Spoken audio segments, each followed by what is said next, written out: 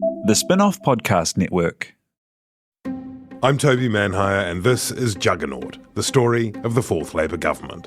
A podcast in 6 parts. Doesn't give my opponents much time to run up to an election, does it? This nation is at risk. What do you think you're up to now, you perverted little liar? I could smell the uranium on it as you lean towards it. There's a radical overhaul in the history of New Zealand's administration. Juggernaut, the story of the fourth Labour government. Made with the support of New Zealand On Air. Listen now on the Spinoff or wherever you get your podcasts. Talofa lava. I'm Madeleine Chapman, editor at The Spinoff. If you have the means, consider supporting our high-quality journalism by becoming a Spinoff member. Sign up now at thespinoff.co.nz/donate.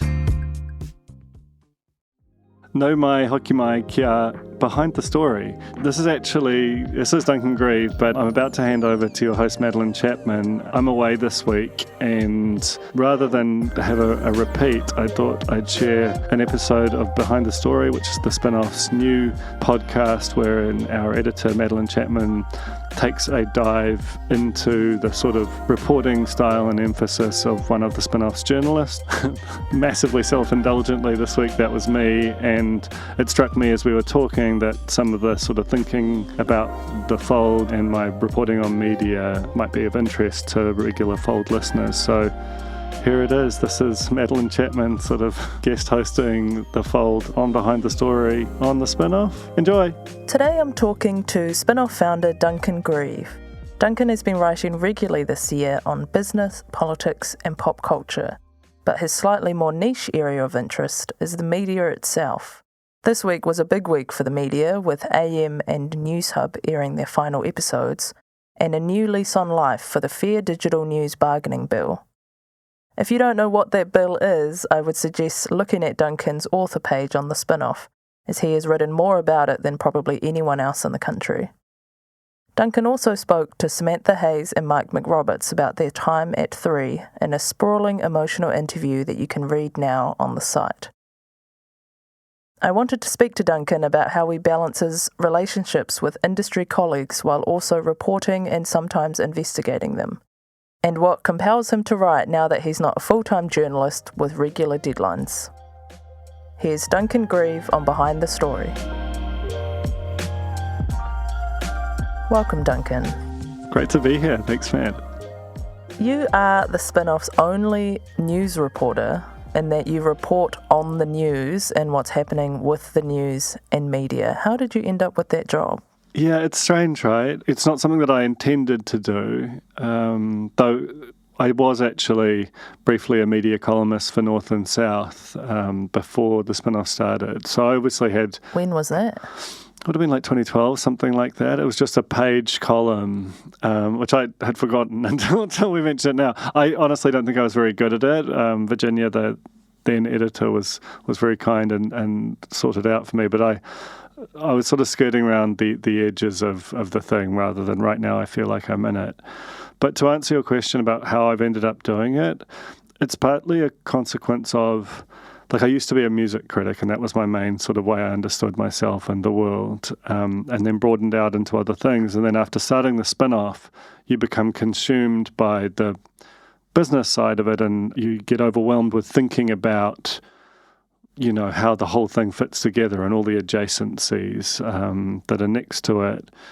And so it came to be that I felt like the only thing I could do with any confidence in an ongoing basis was write about media, because that was just what was in my head all the time. I'm interested in if you have changed your approach to it the more you know, because I know sometimes, you know, I have this as well, you review TV or movies and you are 100% honest in your reviews, and then as you do it more and more and more, you meet more and more of the people, and suddenly, or you're working with them, or you're friends with them, and you hope that it doesn't change how you approach critiquing it or investigating it, but it's hard to know, you know, subconsciously whether that is playing a part in some of it. And you literally work in the media and are reporting on the media. How do you manage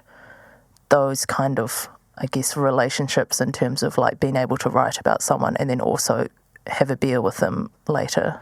Yeah, I mean, that is incredibly difficult because it's not just having a beer with them later. Like, some of the people I'm writing about, I'll also be calling a week later and saying, can we do a syndication deal? Would you like to give us money on a monthly basis to republish our stories? Or can I introduce you to this person who works for this agency? You know, like, it's really conflicted.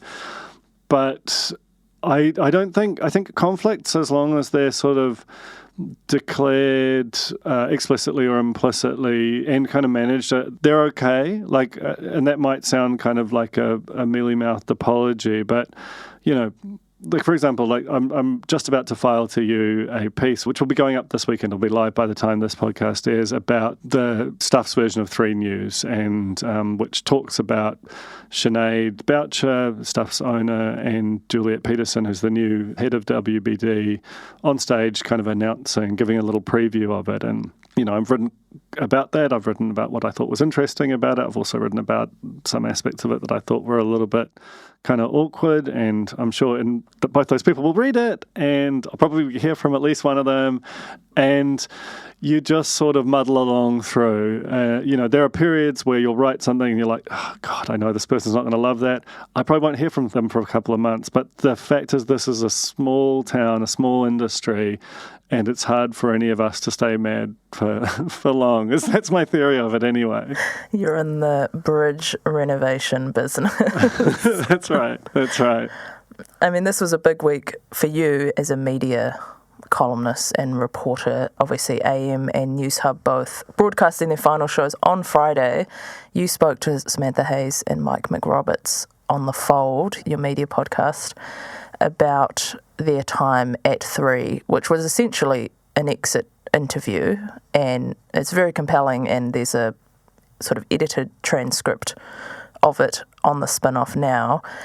How do you approach exit interviews? Because they are their own unique beast. Like, what are you looking for when you go in? Because it's quite different from looking for people to talk about what they've got coming up or their big, exciting project that they're about to work on. It's quite reflective and therefore can be potentially more boring because you're not looking at a kind of future-focused thing. Well, I love an exit interview where the subject participates, and that isn't always the case. The first one I did on The Fold where I really went, oh, this can really be something, was with Hal Crawford, who was leaving as the head of Newshub, and he was incredibly candid about aspects of the talent and the operation, and was sort of self-critical, and also, you know, he is a very candid person, and that's his natural mode. I don't know if he would have done the interview had he not been willing to do that. He's just that kind of a person. There's that amazing moment in Juggernaut that's just called to mind when, I can't remember, is it George Schultz or the American guy talks about, Toby asks him if he can use that on the record, and he goes, I have never been off the record. That's the most American thing to say. It's so amazing. I'm like, God, what a gangster.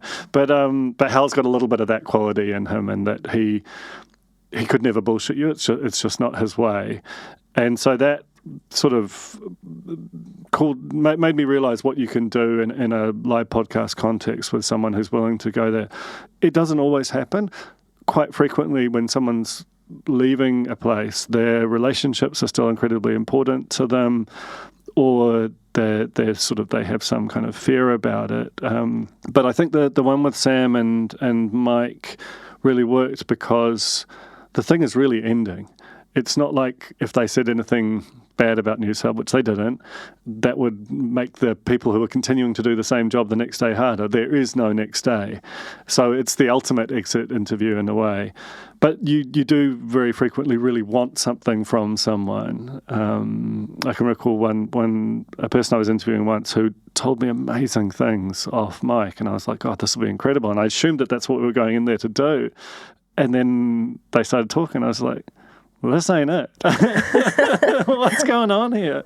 And you can text Duncan directly if you would like to know who that person was. I'll never tell. I might.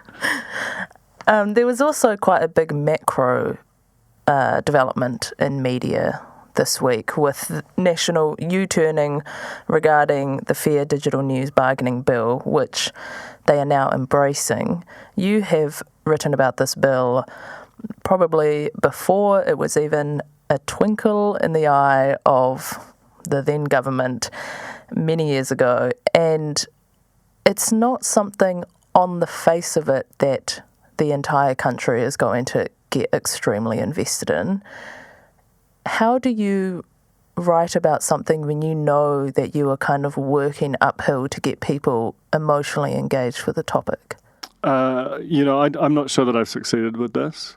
It's so technical and there's so much kind of sort of jargon and so many things you have to lay out every time just to kind of get to the starting line with it, that it's really difficult. And also because it has been a saga, like this thing really kicked off in 2021 when Australia passed its own version of the bill. So we're now, it was February 21, so we're now nearly 3.5 years later and we're getting to not even the same position. And I wrote about that. I basically woke up one morning and Facebook had turned off news. That was the real kickoff point for me. And there was a cyclone bearing down on Australia, and suddenly there was nowhere that, like, the Queensland Weather Service was caught in it, so they couldn't even, like, it was a really, that was kind of amazing, right? Because that was a very big post for us, but because you could see the stakes immediately. What Facebook has done subsequently is, like, it's turned off news in Canada, but broadly it's just turned down the distribution of news, like, step by step, to the point where, it would have been typical for the Spinoff a few years ago to have 30 or 40% of our traffic come through Facebook on a given day. Now, I think I looked, yesterday, and it was like less than 10%. So, and that they've acted like that's consumer preferences, and maybe there is something in that, but I think it's largely these are deliberate acts to kind of shrink it. So that's the sort of the macro of it, is they came along, they made a huge thing about how much they loved news and you should go to Facebook for your everything, and then and they made a lot of money out of that and built a huge business out of it, and not entirely out of news. News is a very small part of it, but it's still a very meaningful one, and that was the compact. And then slowly that relationship changed, and that's basically what birthed this bill. But unless you're sort of working in the business, you haven't, and been paying close attention, you haven't seen that happen. So that's part of the challenge. And then the other part is telling a story which is evolving beat by beat by beat over years, and where you have to kind of lay out the same thing over and over. So I am really looking forward to the day when this is just in the law books and we're just operating in that environment, because I find myself going, have you written this exact, like, word for word paragraph before? And are you starting to lose your mind? So yeah, it has been a long, crazy trip to get to this point. I mean, it is interesting. I remember watching All the President's Men and then going and, reading about Watergate and being very surprised that Watergate was not one front page story. It was, like 300 individual tiny little update reports, some of them probably extremely boring. And I was just thinking, I just cannot imagine anyone, one, having the freedom to write that many stories about the same topic, no matter how scandalous, and two, anyone reading that many. It feels like you have to put everything into a single article and that's it, because you've got one chance to kind of get people on board with an idea. Well, that's because you're a magazine person, and I'm also a magazine person, right? And so for us, the canonical form of a story is like a 9-page feature in New York Magazine or something like that. That's how we would like to understand it, where it's got a bit of a bow on it. I remember talking to Matt Nippert, brilliant investigative business journalist at the Herald once, and who actually does ironically write a lot of long stories that do tie a bow on it, but some of his biggest stories he has just chipped away over a period of months, if not years, and he was perfectly happy with that. And I think that is a sort of mentality difference between a news reporter and a magazine journalist, is that you naturally report in that way. And the thing is, I'm a magazine type person. If I think about the pieces of work that I've created that I'm most proud of and feel most satisfied by the conclusion of, they're big chunky features that had a lot of work in them but feel like they capture the whole of a thing. So this period of writing in pieces over a long period of time about the evolution of something is not my natural mode. In some ways, I think it's some of my worst work. I feel like I almost want to end on that. You can read all of that work on the spinoff.co.nz. I guess I will just end on noting that you are the founder and co-owner of the Spinoff. So you could be, there's a lot of things that you are involved in, both on the site and off the site. What sort of topics now compel you to write something, since you don't have a sort of like that's part of your KPIs or anything like that? It's interesting, right? We had a beer a couple of weeks ago where I'd been in a bit of a funk and I think by not having a sort of hard KPI on writing, you sometimes, you have to find your motives elsewhere. And I'd gone through a little period of feeling like I was, just drifting a little bit, and that the site was on a particular track and I was going somewhere else. And you encouraged me to just write about, not about that directly, but write what you want to write about, these things that you're sort of holding back on. And credit to you. That was a classic editor's challenge laid out to a writer, and it has had a profound effect on me. And I think I've written probably more words and hopefully better words in the sort of 3 weeks since than I have in a long time. Certainly more words. But it's felt good, it's felt kind of liberating to sort of say, because I think you're also like, you've got a particular voice and a particular point of view, and it might be the point of view of someone who's a bit older and who, co-owns a business rather than, is a working journalist in their 20s or something. And I was like, it does feel like that is part of what has made the Spinoff. And so I really enjoyed that challenge and, have reviewed the Jerry Seinfeld show and, written about this kind of new horny pop music and, I've got a story which I'm about to file to you, so in the weeds, classic behind the story, about living in a shoebox apartment in my 20s, and the sort of range of that has felt really good and nourishing, and I this morning I just got up at 5:30 a.m. and wrote for 2 hours because that was just what I wanted to do at that time. I haven't done that in I think years, and that's that feels pretty good to be back in that place again, because I kind of didn't see it a few weeks ago, I have to say. Well, I like that you're previewing your future work on Behind the Story. I can't even tell people to read it because I don't know what the headline is, but you can read it when it is out if you're listening to this after Saturday or Sunday so or many Monday. Caveats.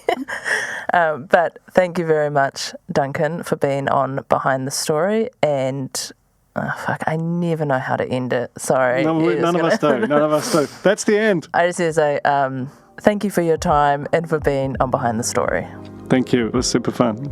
That was founder Duncan Greive on Behind the Story. I'll be back next week with another Spinoff writer and another Spinoff yarn. Thanks for listening.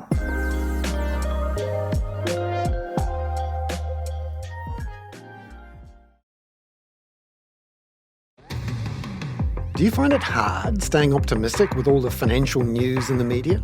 I'm Bernard Hickey, and on my podcast, When the Facts Change, I'm here to help you navigate the ever-changing landscape of economics in Aotearoa. So join the conversation every Friday on When the Facts Change, brought to you by the Spinoff Podcast Network in partnership with KiwiBet. This is Climate Adaptation. We are the Pōtiki of the Taiao. And the words of those keeping the home fires burning. It's more than just going along and planting some trees. You got to be able to defend that place to the end of your life. We have the solutions. We just need to come back to the belief in ourselves as rangatira. Join me, Nadine Hura, and Ruia Āpirehama, the Kōpapa Korangi Series 2, Ahi Ka. Brought to you by Te Komato Te Tonga, the Deep South Challenge, out now on the Spinoff Podcast Network or wherever you get your podcasts. The Spinoff Podcast Network.